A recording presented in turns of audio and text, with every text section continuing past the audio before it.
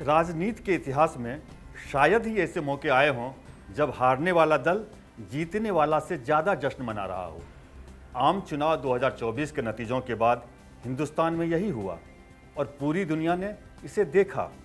जाहिर है ये जीत लोकतंत्र की है। नमस्कार, आप देख रहे हैं कर्तव्य पथ और मैं हूं रविशंकर प्रसाद। 2024 लोकसभा चुनाव के नतीजे आने लगे तो किसी के लिए खुश होने वाली खबर आई तो कोई निराश हुआ, लेकिन आखिरकार इन नतीजों ने लोकतंत्र की जीत की मुनादी कर दी। नतीजों में सत्ताधारी कुनबा यानी एनडीए जीता और इस कुनबे के सबसे बड़े दल बीजेपी ने इसे उसी अंदाज में सेलिब्रेट किया जिस तरह 2014 और 2019 के नतीजों के बाद किया था। माननीय प्रधानमंत्री मोदी जी का जोरदार स्वागत हम सब मिलकर कर रहे हैं। इन्हीं नतीजों में विपक्ष को भी अपनी जीत की धमक सुनाई पड़ी और पटाखों से लेकर कुछ मीठा हो जाए वाला अंदाज वहां भी दिखा।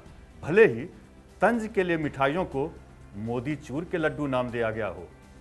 दोनों खेमों ने अपनी अपनी जीत के दावे किए तो निश्चित रूप से ये जनता जनार्दन की भी जीत है। पूरी दुनिया के लोकतंत्र पर नजर दौड़ाइए तो ऐसा शायद ही कोई उदाहरण मिले जहां हर कोई यह कहता सुनाई पड़े कि जीत तो उसी की हुई है। नतीजों में बीजेपी सबसे बड़ी पार्टी बनकर उभरी और उसके आसपास भी कोई नहीं दिखा, लेकिन इन्हीं नतीजों ने अहंकार से लकदक उन शब्दों की हवा निकाल दी जिसे भगवा खेमे की तरफ से बार बार लगाया जा रहा था। अब की बार 400 पार।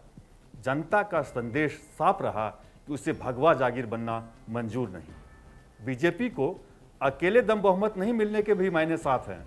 जनता कह रही है कि सबसे बड़ा दल अब समावेशी राजनीति करे, साथी हों या विरोधी, सबको साथ लेकर चले, सबका सम्मान हो और विपक्ष की भी पूछ हो। इन्हीं नतीजों ने उस घमंड को भी चकनाचूर किया जिन्हें लगता है कि सियासी विरासत की वजह से उनका जन्म तो राज करने के लिए ही हुआ है।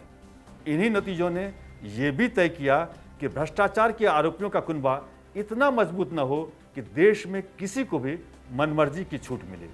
जनता ने विपक्ष को इतनी ही ताकत दी जिससे वो खुद को लोकतंत्र का जरूरी खंभा समझ सके और सत्ता को बेलगाम होने से रोकने की जिम्मेदारी संभाल सके। और इन सबसे बड़ी बात, ये नतीजे इन चुनावों के सबसे बड़े चेहरे यानी प्रधानमंत्री नरेंद्र मोदी के लिए भी टेस्ट है। मुख्यमंत्री के रूप में गुजरात की गद्दी संभालने से लेकर प्रधानमंत्री के रूप में देश की बागडोर संभालने तक नरेंद्र मोदी को हमेशा हमेशा पूर्ण बहुमत मिला। उनके सियासी सफर के इस संध्या काल में जनता जनार्दन ने उन्हें पहली बार वैशाखी की मदद से सरकार चलाने की जिम्मेदारी सौंपी है। इस कसौटी पर प्रधानमंत्री के सामने खरा उतरने की चुनौती है।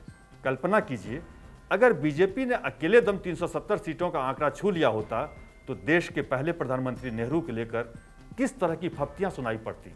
अगर ऐसा नहीं हुआ तो जनता ने ही यह तय किया कि ऐसा न हो। इसलिए ये जीत हर किसी की, विपक्ष की है, सत्ता पक्ष की है, जनता की है, जनतंत्र की है।